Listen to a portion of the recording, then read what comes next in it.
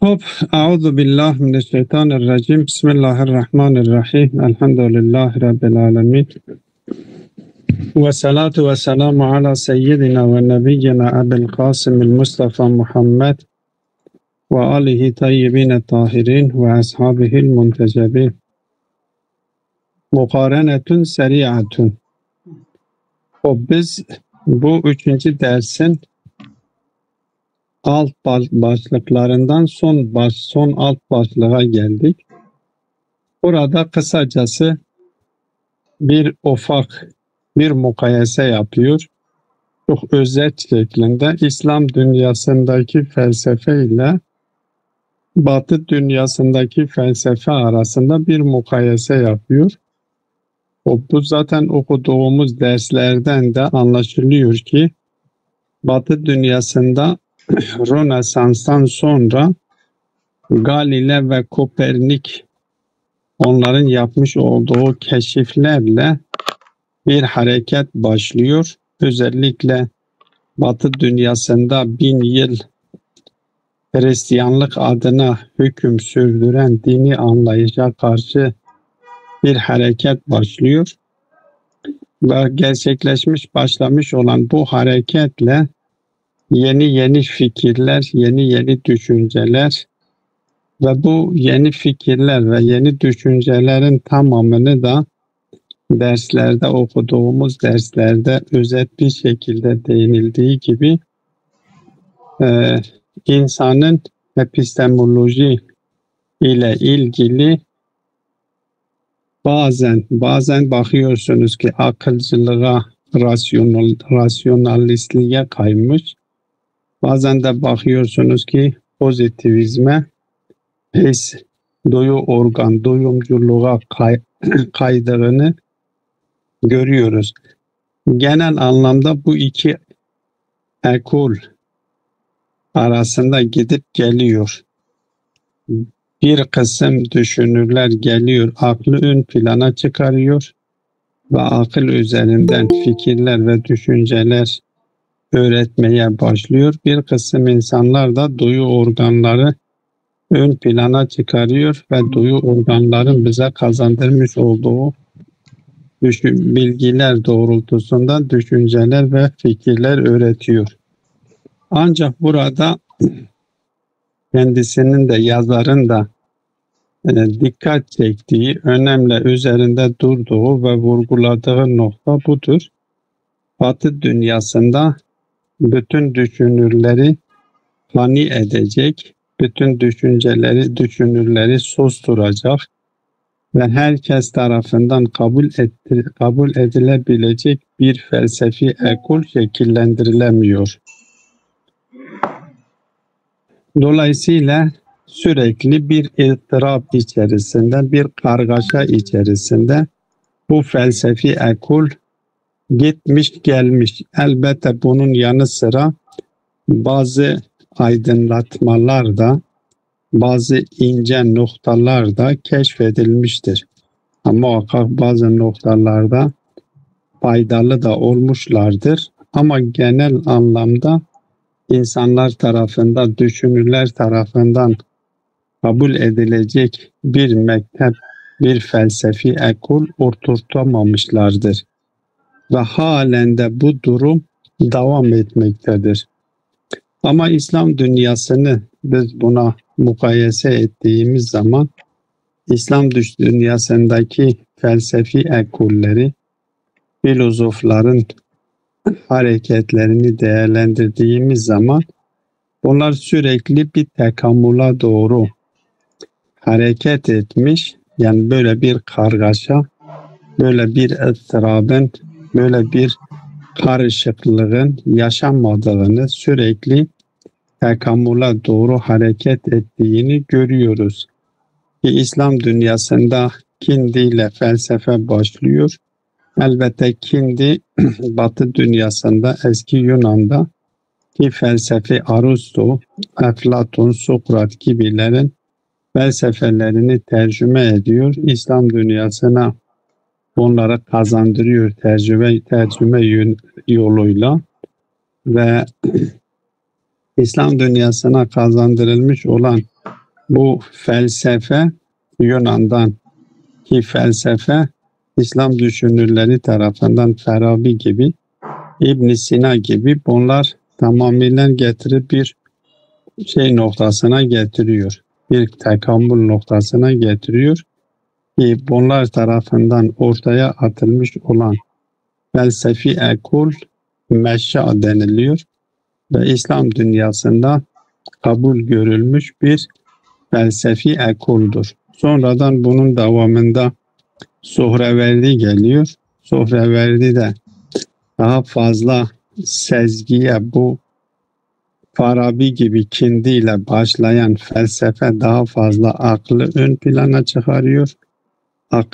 Aklın insana kazandırmış olduğu bilgiler üzerinden şekillendirmiş olduğu bir felsefi ekol söz konusudur. Ama Sohraverdi geliyor. Aklın yanı sıra daha fazla sezgiyi, şuhudu ön plana çıkarıyor ve şuhudla tezkiye-i nefs üzerinden insanın elde etmiş olduğu bilgiler üzerinden şekillendirdiği bir felsefi ekol söz konusudur ve bu Sohraverdi'nin de kendi felsefi ekoluna işrak demiştir. İşrak felsefesi denilmiştir. Ve bu şekilde işrak ekolü olarak İslam dünyasında ikinci bir ekol olarak kabul edilmiştir. Ve daha sonraları Molla Sadra geliyor. Ve Molla Sadra da geliyor. Hem aklı ön plana çıkarıyor, hem duyu organları ön plana çıkarıyor. Yani duyu organları, aklı, sezgiyi ve vahyi, bunların hepsini birbiriyle irtibatlandırarak ve bunların bir bütün olarak insana kazandırmış olduğu bilgiler üzerinden bir felsefi ekolü şekillendiriyor ve kendi felsefe ekoluna da hikmet-i mütealiye diyor ve kendisi de İslam dünyasında son olarak kabul edilmiş olan ekol olarak şimdi Molla Sadra'nın ortaya atmış olduğu hikmet-i mütealiyedir. Ki yazar temenni ediyor. Diyor ki bununla manası bu değildir ki İslam tarihi içerisinde hiç inhirafa gidilmemiştir, hiç yanlışlıklara gidilmemiştir. Sürekli düz bir şekilde tekamüle doğru hareket edildiğini söylemiyor. Diyor ki her ne kadar İslam dünyasında da bazı kaymalar olmuş ise de ama temelde böyle bir kayda değer bir kayma söz konusu olmamıştır. Hat idame tamam etmiştir. Müstakim bu şekilde tekamüle doğru hareket etmiştir. Ve bunun yarın sıra da bunu da iddia etmiyoruz ki Molla Sadra'nın ortaya koymuş olduğu felsefi ekol artık son bir ekol olduğunu, artık bundan sonra başka bir ekolün şekillenmeyeceğini ve bu ekolün hiçbir eksikliği söz konusu değildir. Bunu da iddia etmiyoruz. Umut ediyoruz ki İslam dünyasında yine düşünürler ortaya çıkıp ve bu felsefi ekollerin barındırmış olduğu eksikliklerini gidererek bir adım daha ileriye taşıyarak daha kamil felsefi ekollerin ortaya koymalarını umut ediyoruz. Bu şekilde böyle bir mukayese burada yapıyor. Her ne kadar bu mukayese çok özet bir şekildedir ise de ama mukayesenin kendisi değerlidir. Diyor ki mukarenetun seri'atun min hilali hâzihi nazreti seri'ati ila mesiri tefkiril felsefiyyi lil insani te'arrafna ala tarihil felsefeti bi suretin icmaliyetin. Biz bu derslerde özet bir şekilde, acil bir şekilde göz attığımız tarihçeye ortaya bu beşer tarafından, insan tarafından felsefi düşüncesini dikkate aldık, göz attık Ve bu şöyle bir sonuca vardık ki bir anlamda özet bir felsefe tarihini tanımış olduk. Beşer tarafından, en azından Batı dünyasında felsefenin nereden şekillendiğini, nereden başladığını ve şimdi gelmiş olduğu noktanın neresi olduğunu kısa bir şekilde, özet bir şekilde biz bunu öğrenmiş olduk. Ve ittadaha lena ma kata'athu'l felsefetu'l garbiyyetu ba'da asr'in nahdati min murtefiatin ve munhafidatin ve ma merret bihi min turukin mutearricetin. Ve diyor ki buradan bize açıklanmış oldu. Biz bu şeyde bunu gördük ki burada evet ne diyor? Bu Batı dünyasında özellikle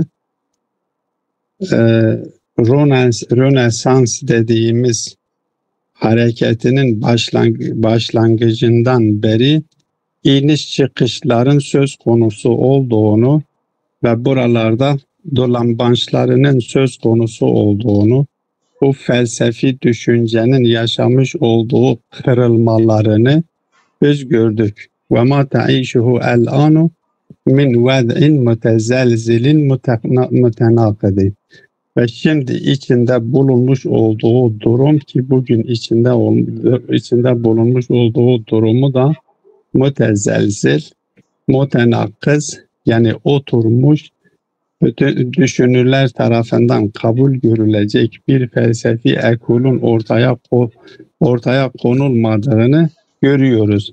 Yine bu sarsıntı, bu fikirsel tezelzül ve bu fikirlerdeki tenakuz halen de kendisi devam ediyor.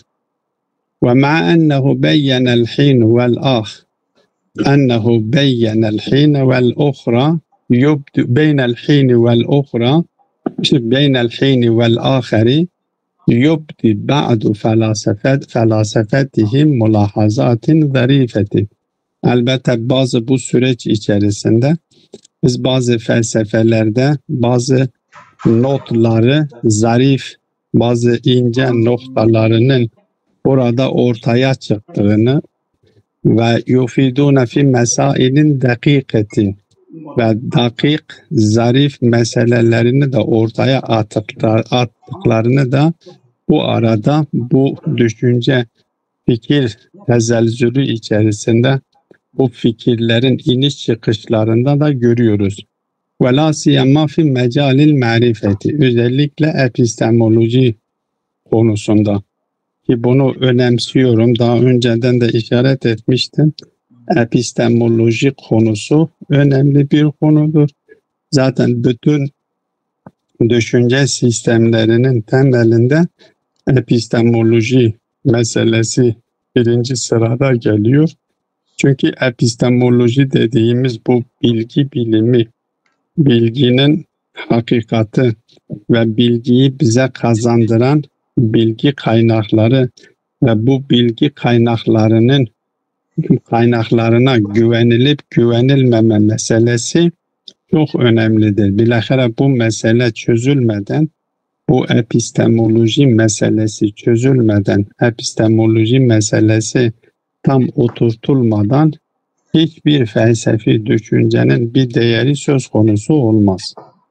İlk önce epistemoloji olarak bilgi biliminde ya bilgi felsefesinde biz kendi bu bilgiyi bize kazandıracak bilgi yetilerimizi netleştirmemiz gerekir ve bunlara güvenilir, bunların bize kazandıracak bilgilerin ne kadar güvenilir olup olmadığını ilk önce biz buna karşı kendi konumumuzu, kendi tavrımızı netleştirmemiz gerekiyor. Bize kazandıran bilgiler, bize bilgi kazandıran yetiler ki duyu organlardır, akıldır, şuhuttur, vahdir. Yani bize bilgi kazandıran bilgi kaynaklar bağlamındaki biz tutumumuzu netleştirmemiz gerekiyor. Batı dünyasında bu konuda kendisini netleştiremedi. Yani sürekli bir ifrat, bir tafrit söz konusu olduğunu zaten müşahede ettik. Bazıları geliyorlar doyu organları ön plana çıkarıyor. Bazıları geliyor aklı ön plana çıkarıyor. Bazıları geliyor ki işte bu ikisini bir şekilde sadece bu ikisiyle yetiniyor. Aslında bilgi bize bilgiyi kazan yetiler. Yeri gelmişken bunu işaret edeyim. Daha önceden de söylemiştim. Yine hatırlatmakta yarar vardır. Bakın bize bilgi kazandıran yetilerimiz her birisinin bize kazandırmış olduğu bilgi alanıyla diğer bilgi yetimizin bize kazandırmış olduğu bilgi alanı diğerinden farklıdır. Bunları karıştırmamamız gerekir. Mesela farz edelim, ben gözlerimle gördüğümü neden kulaklarımla duymuyorum dersem yanılmış oluyorum. Doyu organlarımızın bize kazandırmış olduğu bilgimiz, aklımızın kazandırmış olduğu bilgilerden farklıdır. Bir insan ben aklımla ispatladıklarımı duyu organlarımla niye görmüyorum sorusunu soruyorsa bu sorunun ne kadar anlamsız olduğunu ben gözlerimle gördüğümü neden kulaklarımla duymuyorum şeyi üzerinden ne kadar değersiz olduğunu ortaya koyabiliriz. Hiçbir bilgi kaynağımızın bize kazandırmış olduğu bilgi türünün diğer bir bilgi kaynağımızın bize kazandırdığı bilgi türüyle aynı değildir. Kulaklarımızın bize kazandırmış olduğu bilgi türü gözlerimizin bize kazandırmış olduğu bilgi türünden farklıdır. Duyu organlarımızın ve diğer duyu organları da aynı şekilde. Duyu organlarımızın bize kazandırmış olduğu bilgi, aklımızın bize kazandırmış olduğu bilgiden farklıdır. Bunları birbiriyle karıştırmamak lazım. Aklımızın bize kazandırmış olduğu bilgi ispatıdır. Ve şuhud ile kesbettiğimiz bilgi bu diğer iki duyu organlarla akıl ile kazandığımız bilgiden farklıdır. Vahiy de geliyor, daha önceden de söylemiştim. Vahiy de geliyor, vahyin ya vahiy geliyor aklın ispatladıklarını teyit ediyor ya da aklın tıkandığı yerlerde akla pencere açıyor. Ve pencere açtıktan sonra yani zaten bu hidayettir. Hidayet demek yani aklın tıkandığı yerde ona pencere açması demektir. Vahiy geliyor aklın tıkandı ya aklın ispatladıklarını teyit ediyor veya aklın tıkanmış olduğu yerlerde akla yol göstericilik yapıyor. Her ikisi de bilgi kaynağıdır. Birisi de yanlış yapmıyor.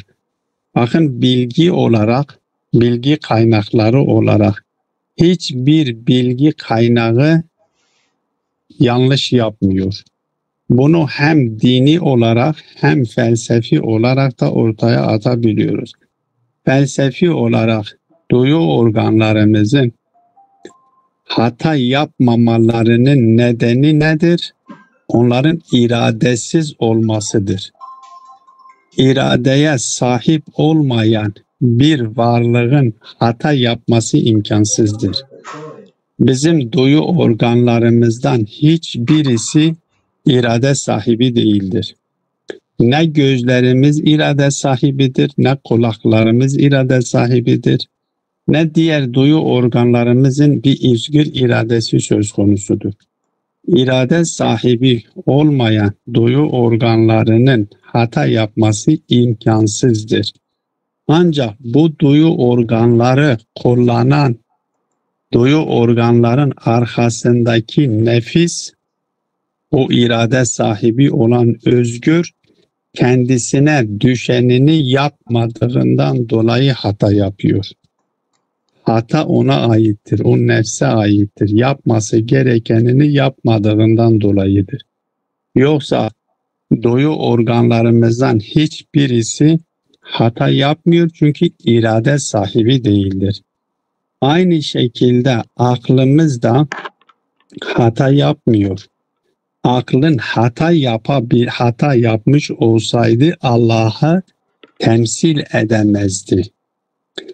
Akıl da zaten değildir. Akıl da aynı şekilde irade sahibi değildir. Bir yetidir.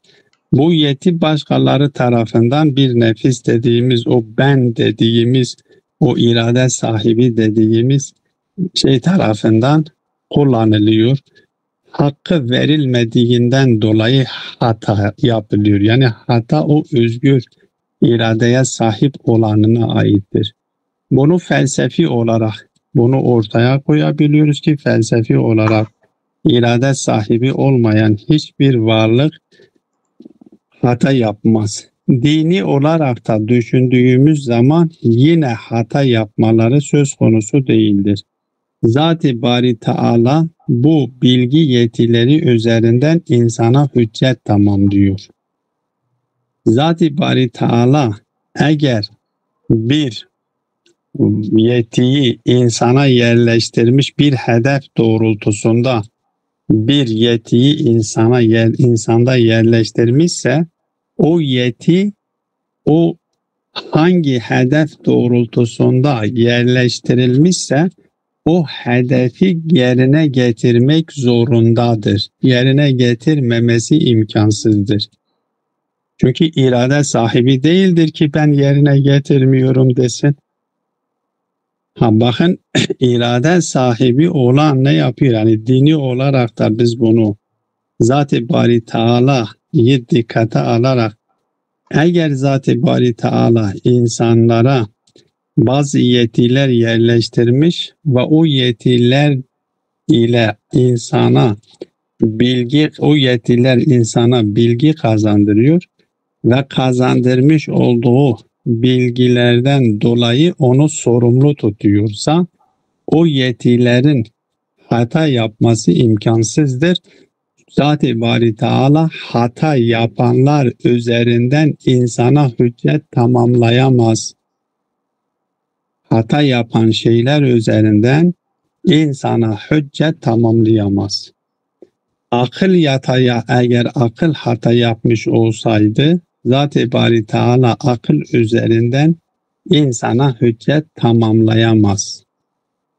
Diğer bilgi yetilerin hepsi öyleyse yani biz Müslümanlar olarak hem akli hem dini olarak bunu ortaya koyabiliyoruz. Diyoruz ki bilgi kaynaklarının hiçbirisi hata yapmıyor. Hata nedir? O bilgi kaynaklarını kullanan o nefis, özgür iradeye sahip olan varlık. Artık onu ismini ne koyuyorsanız koyun. Ben insan diyelim. Ne koyuyorsak bilin. Koyalım. O irade sahibi. Bu açıdan epistemoloji önemlidir.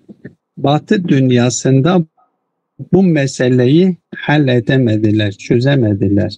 Çözemediklerinden dolayı her ne kadar bu epistemoloji bağlamında çok büyük ilerlemeler kaydettiler ve şüpheleri ortaya atarak insanların bu bilgi kaynakları üzerine yoğunlaşıp daha inceliklerini keşfetmesine sebep oldular ise de ama kendileri için bir sonuca varamadılar. Kendileri için bir sabit bir şey ortaya koyamadıklarından dolayı halen de şimdi epistemolojide bir netleşme söz konusu olmadıkça epistemoloji bağlamında kendisini kamil bir şekilde ortaya koymadıkça o epistemolojiye bina edilmiş olan felsefi ekollere de güvenilmesi imkansız oluyor. Onların böyle bir felsefi ekolü ortaya koyamadıklarının nedeni bu epistemolojide her ne kadar derinleştiler ise de bir sonuca artık bu siyasi nedenlerden midir? Nedenleri nedir? Onu şimdi üzerinde durmuyoruz. Ama her halükarda bunlar bu epistemoloji noktasında bir noktaya sonuca varamadıklarından dolayı felsefi düşünceler bağlamında da halen kendi içinde gidip geliyor. Ve tenkadihu fi ba'dil ukul vel kulubi şararatin mudiyetin. Evet, bunlar kendileri bu epistemoloji bağlamında yapmış olduğu çalışmalar neticesinde insanların akıllarında, insanların kalplerinde aydınlatıcı ışınları ortaya çıkardılar. وَلَكِنَّهُمْ لَمْ يَسْتَطِيعُوا اِبْدَاءَ نِظَامٍ فَلْسَفِيٍّ مُحْكَمٍ مُسْتَقَرٍّ وَلَمْ تَسْتَطِعْ تِلْكَ النُّقَاطُ الْمُضِيئَةُ بِتَفْكِيرِهِمْ أَنْ تَرْسِمَ لِلْعُلَمَاءِ خَطًّا مُسْتَقِيمًا رَاسِخًا وَإِنَّمَا كَانَتِ الْاضْطِرَابَاتُ وَالْغُيُومُ تُخَيِّمُ عَلَى جَوِّ الْفَلْسَفِيِّ فِي الْغَرْبِ. Bunlar her ne kadar epistemolojide bir ilerleme kaydettiler ise de ama güvenilir, muhkem, oturtulmuş bir felsefi nizamı, bir felsefi ekolü ortaya koyamadılar.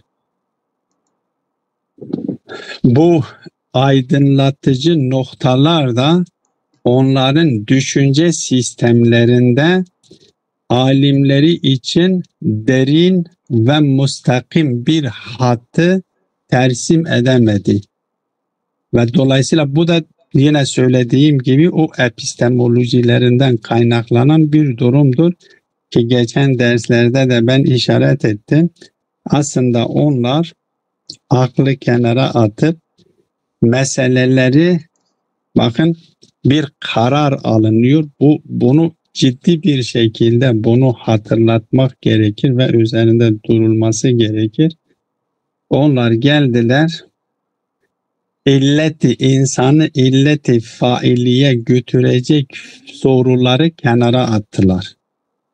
Ve insanları illeti gaiye götürecek soruyu kenara attılar. Sadece ve sadece insanı illeti maddi ve illeti suri ile meşgul ettirecek nitelikte çalıştılar. Bunun üzerine yoğunlaştılar. Bu da gösteriyor ki burada art niyet söz konusudur.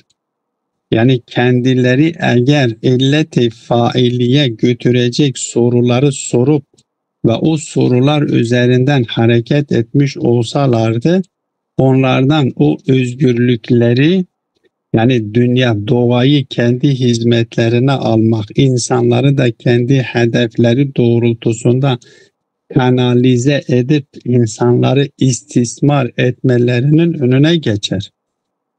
Bunların gayeleri hakikate varmak değildir. Bunların gayeleri sadece ve sadece doğayı da insanı da kendileri için, yaratıcılarının değil, yaratıcının onlar için koymuş olduğu hedefi keşfedip ve o hedefe doğru hareket etmek onlar için gaye değildir. Onlar için gaye nedir? Bu varlık aleminde içinde yaşadığımız bu doğa alemindeki varlıkları kendilerine teshir etmek, kendilerine hizmet ettirecek duruma getirmek ve insanları da istismar edip de kendi hedeflerine hizmet edecek duruma getirmeleridir. Çünkü kendileri için bu hedefi tersim etmişler. Bu hedefi kendileri için tayin etmişlerdir. Dolayısıyla hiçbir zaman oturaklı, muhkem, sarsılmayacak bir felsefi ekolu şekillendirmeleri de mümkün olmayacaktır. Batı dünyasında böyle bir durum yaşamış. Ama eğer bu illeti faili nedir? Madem ki mümkün olan bir varlık varsa, bu mümkün olan varlığı var eden bir yaratıcı da söz konusudur, var edici söz konusudur ve bunu var edeninin de bir hedefi söz konusudur. Öyleyse onun hedefi doğrultusunda hareket edilmesinin gerekliliği ortaya çıkmış oluyor. O zaman kendini ne yapmış oluyor? İlleti failiye kendisini mahkum ettirmiş oluyor. Bu da kendisi illeti faili yani yaratıcıyı inkar ederek kendisini yaratıcıya mahkum ettirmemek için yaratıcıyı ispatlayacak bir yöntemi izlemiyor. Maksusen bu yöntemi kenara atıyor. Kendisi varlıklara bir anlam yüklüyor, bir hedef yüklüyor ve o hedefe varmak için felsefi düşünceleri şekillendiriyor. Ve bu da hiçbir zaman sabit bir felsefi düşünceyi şekillendirebilecek duruma gelmesi imkansızdır. Onun için innema kanetil ittirabatu vel guyumu ve la tezalu. Halen o ittirabatlar, o karma karışıklar, o kırılmalar, o bulutlar felsefi ekolu ne yapmıştır?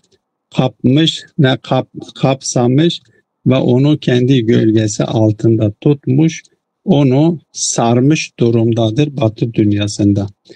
Ve hâzâ yuhâlifu tamamen el-ved'es sâide fil felsefetil İslamiyeti. Ama İslam dünyasındaki felsefeyi dikkate aldığımız zaman tamamıyla Batı dünyasında yaşamış olduğu durumun tam tersi.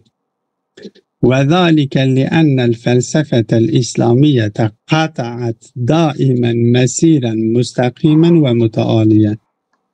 İslam dünyasındaki felsefe tamamıyla başladığından beri işaret ettiğim gibi Kindi'den başlıyor ve elbette Mu'tezile yani akli hareketlerin hepsini dikkate alırsak bu Kindi'den başlıyor, devam ediyor. Müstakim bir çizgiyi almış ve ilerlemeye doğru, yücelmeye doğru hareket etmiştir. وَمَعَ أَنَّ هُنَاكَ بَعْضُ الْاِتِّجَاهَاتِ الَّتِي كَانَتْ تَمِيلُ أَحْيَانًا إِلَى هَذِهِ الْجِهَةِ وَأَحْيَانًا أُخْرَى إِلَى تِلْكَ الْجِهَةِ. Elbette şurada bazı eğilimler şekillenmişlerdir. Bazıları sağa gitmiş, bazıları sola gitmiş, şu tarafa bu tarafa gitmişlerdir. Ama asıl genel itibariyle velakinnel felsefetel İslamiyete lem tenharif itlaqan an mesirihel asliye. Kendi o asıl mesirinden, o asıl mecrasından munharif olmadı.